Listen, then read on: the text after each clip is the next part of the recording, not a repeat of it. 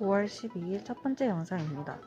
다중 접속 서버의 구현 방법들에는 멀티 프로세스 기반 서버, 멀티플렉싱 기반 서버, 멀티스레딩 기반 서버 방법이 있고, 멀티 프로세스 기반 서버는 다수의 프로세스를 생성하는 방식의 서비스를 제공하고, 멀티플렉싱 기반 서버는 입출력 대상을 묶어서 관리하는 방식으로 서비스를 제공하며, 멀티스레딩 기반 서버는 클라이언트의 수만큼 스레드를 생성하는 방식으로 서비스를 제공합니다. 이번에는 첫 번째 방법인 멀티 프로세스 기반의 서버 구현에 대해서 먼저 설명을 시작할 것입니다. 프로세스란 메모리 공간을 차지한 상태에서 실행 중인 프로그램입니다. 프로세스는 운영체제의 관점에서는 프로그램 흐름의 기본 단위가 되며 여러 개의 프로세스가 생성되면 이들은 동시에 실행이 됩니다. 그러나 하나의 프로그램이 실행되는 과정에서 여러 개의 프로세스가 생성되기도 합니다. 지금부터 저희가 구현할 멀티 프로세스 기반의 서버가 대표적인 예시입니다. 모든 프로세스는 생성되는 형태에 상관없이 운영체제로부터 아이디를 부여받습니다. 그리고 이를 가리켜 프로세스 아이디라고 하는데 이는 2 이상의 정수의 형태를 띱니다. 숫자 1은 운영체제가 시작되자마자 실행되는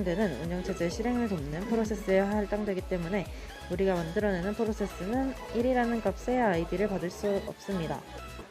다음과 같은 방식으로 실행 중인 프로세스를 간단히 확인할 수 있습니다. 포크 함수는 호출한 프로세스의 복사원을 생성합니다. 메모리 영역까지 동일하게 복사하기 때문에 이후의 프로그램 흐름은 포크 함수의 많은 값을 기준으로 나뉘도록 프로그래밍해야 합니다. 여기서 부모 프로세스에서 복사된 것을 자식 프로세스라고 부릅니다. 부모 프로세스란 원본 프로세스 즉 포크 함수를 호출한 주체가 됩니다. 자식 프로세스는 부모 프로세스의 포크 함수 호출을 통해 복사된 프로세스를 의미합니다. 여기서 보았을 때 코드는 다음과 같습니다. 여기서 보시면 11번째 행인 이 부분에서 자식 프로세스를 생성하고 있고, 따라서 부모 프로세스의 PID에는 자식 프로세스의 ID가 저장되며 자식 프로세스의 PID에는 0이 저장됩니다. 그리고 이 부분이랑 이 부분을 자식 프로세스가 실행을 하고 사유는 PID에서 0이 저장되기 때문이며 이 부분과 이 부분을 부모 프로세스에서 실행하게 됩니다. PID에 자식 프로세스의 ID가 저장되기 때문입니다. 실행 결과 포크 함수의 호출 이후에 부모 프로세스와 자식 프로세스가 서로 완전히 분리된 메모리 구조를 지님을 보이고 있습니다. 프로세스가 생성되고 나서 할 일을 다 사라져야 하는데 사라지지 않고 좀비가 되어 시스템의 중요한 리소스를 차지하기도 합니다. 이를 가리켜서 프로세스를 좀비 프로세스라고 합니다. 좀비 프로세스의 생성을 막기 전 좀비 프로세스의 생성 이유에 대해서 먼저 살펴보면 포크 함수의 호출로 생성된 자식 프로세스가 종료되는 상황 두 가지를 예로 들 수 있습니다. 첫 번째로 인자를 전달하면서 exit를 호출하는 경우, 둘째로 메인 함수에서 return문을 실행하면서 값을 반환하는 경우입니다. exit 함수를 전달되는 인자값과 메인 함수의 리턴문에 의해 반환되는 값 모두 운영체제로 전달됩니다. 그리고 운영체제는 이 값이 자식 프로세스를 생성한 부모 프로세스에게 전달될 때까지 자식 프로세스를 소멸시키지 않는데 바로 이 상황에 놓여있는 프로세스를 가리켜 좀비 프로세스라고 합니다. 자식 프로세스를 좀비 프로세스로 만드는 주체는 운영체제입니다. 그렇다면 이 좀비 프로세스는 언제 소멸이 되냐 하면 해당 자식 프로세스를 생성한 부모 프로세스에게 exit 함수의 인자값이나 리턴문의 반환값이 전달될 때입니다. 부모 프로세스에 적극적인 요청이 있어야 운영체제는 전달값을 전달해줍니다. 이는 함수를 호출해야 한다는 의미로, 반대로 말하면 부모 프로세스가 자식 프로세스의 전달값을 요청하지 않으면 운영체제는 계속해서 그 값을 유지하게 되고 결국 자식 프로세스는 좀비 상태로 오랫동안 머물러 있어야 합니다. 그래서 이번에 코드를 보면 자식 프로세스의 아이디를 호출하고 있습니다. 자식 프로세스 아이디를 출력하고 있고 이 값을 통해서 자식 프로세스의 상태를 확인할 수 있습니다. 그리고 여기서 30초간 프로세스를 멈추기 위한 코드를 삽입해서 부모 프로세스가 종료되면 좀비 상태에 있던 자식 프로세스도 함께 종료되기 때문에 좀비의 확인을 위해서 상태를 지연시키고 있습니다. 여기 이 부분을 보면 여기에서 먼저 실행을 시켜놓고 여기 PSAU로 해서 이 부분에 좀비 프로세스가 있는 것을 확인할 수 있고 30초가 지난 후에 다시 쳐봤더니 이제는 좀비 상태가 사라진 것을 확인할 수 있습니다. 자식 프로세스의 소멸을 위해서는 부모 프로세스가 자식 프로세스의 전달값을 요청해야 합니다. 구체적인 방법으로는 wait 함수를 사용하는 방법과 wait PID 함수를 사용하는 방법이 있습니다. 먼저 wait를 보면 이미 종료된 자식 프로세스가 있다면 자식 프로세스가 종료되면서 전달하는 값이 매개 변수로 전달된 주소 변수에 저장됩니다. 하지만 이 경우에는 다른 보관기 포함되어 있으니 매크로 함수를 통해서 값의 분리 과정을 거쳐야 합니다. 또 화면에 wait를 사용하는 것이고 이쪽이 wait 함수입니다. 그리고 여기서 보면 둘을 같이 실행하였는데 진행이 되다가 나중에는 완전히 사라진 것을 확인할 수 있습니다. 다음으로 wait PID 함수입니다. wait PID의 실행화면은 이렇고 wait PID의 코드는 이렇게 되어 있습니다. wait 함수의 블로킹이 문제가 되는 경우 wait PID 함수의 호출을 고려하게 되며 이것은 좀비 프로세스의 생산을 막는 두 번째 방법이자 블로킹 문제의 해결책이 되기도 합니다. 그리고 여기서 보면 이게 총 5번 실행되었음을 확인할 수 있습니다. 그리고 이것은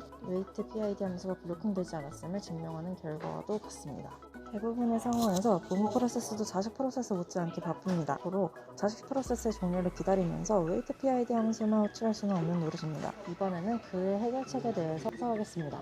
운영체제가 열심히 일하고 있는 부모 프로세스에게 프로세스가 생성한 자식 프로세스가 종료되었다고 이야기해 줄 수 있다면 효율적인 프로그램의 구현이 가능합니다. 그러면 부모 프로세스는 하던 일을 잠시 멈추고 자식 프로세스의 종료와 관련된 일을 처리하면 됩니다. 이러한 시나리오에 프로그램 구현을 위해 시그널 핸들링이라는 것이 존재합니다. 시그널은 특정 상황이 발생했음을 알리기 위해 운영체제가 프로세스에게 전달하는 메시지를 의미합니다. 그리고 그 메시지에 반응해서 메시지와 연관된 미리 정의된 작업이 진행되는 것을 일깨 핸들링 또는 시그널 핸들링이라고 말합니다. 시그널 등록은 프로세스는 자식 프로세스의 종료라는 상황 발생 시 특정 함수의 호출을 운영체제에게 요구하는 것을 말합니다. 여기서 먼저 첫 번째 시그널 코드는 이렇게 되어 있고 시그널을 실행한 모습은 이렇습니다. 이것은 컨트롤 C를 눌렀지만 시그널을 멈추지 않는 것을 확인할 수 있습니다. 여기서는 알람이라는 함수가 사용되었는데 이 함수를 호출하면서 양의 정수를 인자로 전달하면 전달된 수에 해당하는 시간초가 지나서 시그 ARM 시그널이 발생합니다. 그리고 이와 비슷한 예제로 보면 시그 액션이 있습니다. 시그 액션의 코드는 이렇게 생겼습니다. 시그 액션 함수는 시그널 함수와 유사하고 시그널 함수를 대체할 수 있고 시그널 함수보다 훨씬 안정적으로 동작합니다. 그 이유는 시그널 함수는 유닉스 계열의 운영체제별로 동작 방식에서 약간의 차이를 보일 수 있지만 시그 액션 함수는 차이를 보이지 않기 때문입니다. 이렇게 되어 있고 여기서 또 한번 컨트롤 C를 눌렀더니 바로 멈추는 것을 볼 수 있습니다. 그리고 다음으로는 시그널 핸들링을 통한 좀비 프로세스의 소멸입니다. 이 부분이 좀비 프로세스를 하는 코드의 실행 부분이고 여기서도 컨트롤 C를 눌러서 종료되는 것을 확인할 수 있습니다. 코드는 이렇게 되어 있습니다. 이 실행 결과를 통해서 종료된 자식 프로세스가 좀비가 되지 않고 소멸하였음을 확인할 수 있습니다. 동시에 둘 이상의 클라이언트에게 서비스를 제공하는 형태로 에코 서버를 확장해 보겠습니다. 클라이언트의 서비스 요청이 있을 때마다 에코 서버는 자식 프로세스를 생성해 서비스를 제공합니다. 즉 서비스를 요청하는 클라이언트 수가 5이라면 에코 서버는 추가로 5개의 자식 프로세스를 생성하여 서비스를 제공합니다. 이를 위해서는 에코 서버는 다음과 같은 과정을 거쳐야 합니다. 이것이 기존 에코 서버와의 차이점입니다. 첫 번째로 에코 서버는 어셉트 함수 호출을 통해서 연결 요청을 수락해야 합니다. 두 번째로 이때 얻는 소켓의 파일 디스크립터를 자식 프로세스를 생성해서 넘겨줘야 합니다. 3단계로 자식 프로세스는 전달받은 파일 디스크립터를 바탕으로 서비스를 제공합니다. 자식 프로세스는 부모 프로세스가 소유하고 있는 것을 전부 복사하기 때문에 파일 디스크립터를 넘기는 과정은 별도로 거칠 필요가 없습니다. 해당 실습에서 클라이언트는 이전에 진행하였던 에코 클라이언트를 이용했음을 밝힙니다. 먼저 코드는 이렇게 되어 있으며 여기가 서버, 여기가 2개의 클라이언트입니다. 에코 클라이언트를 사용하지 않고 MP 클라이언트를 사용해버렸지만 이는 크게 다를 것이 없기 때문에 동일하게 먼저 설명을 진행하도록 하겠습니다. 여기 첫 번째가 있고 두 번째가 있는데 이전 실습과는 달리 한 번에 이렇게 서로 오가는 대답을 할 수 있는 것을 확인할 수 있습니다. 여기서는 아직 연결이 끊어지지 않은 상태로 유지되고 있습니다. 하나의 소켓에 2개의 파일 디스크립터가 존재하는 경우 2개의 파일 디스크립터가 모두 종료되어야 소켓이 소멸됩니다. 이후에 자식 프로세스가 클라이언트와 연결되어 있는 소켓을 소멸하려고 해도 소멸되지 않고 계속 남아있게 되어 포크함수 호출 후에는 서로에게 상관이 없는 소켓의 파일 디스크립터를 닫아주어야 합니다. 설명을 시작하기 전 이전 영상에서 보여드리지 못했던 일반 에코 클라이언트를 통한 내용을 보여드리고 시작하겠습니다. 이렇게 나와 있습니다. 여기 지금 뒤에 MP 클라이언트를 2개 더 연결해놔서 이렇게 4개가 뜨여 있습니다.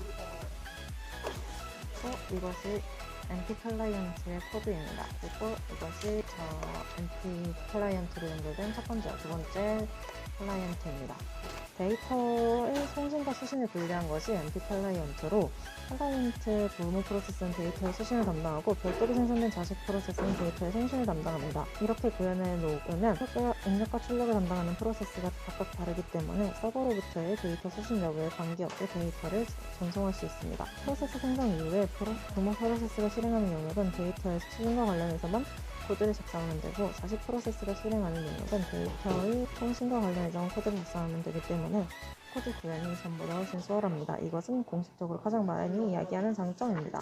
실행 결과는 우리가 잘 알고 있는 에코 서버의 클라이언트와 실행 결과가 동일합니다. 그러면 이것으로 영상을 마치겠습니다. 감사합니다.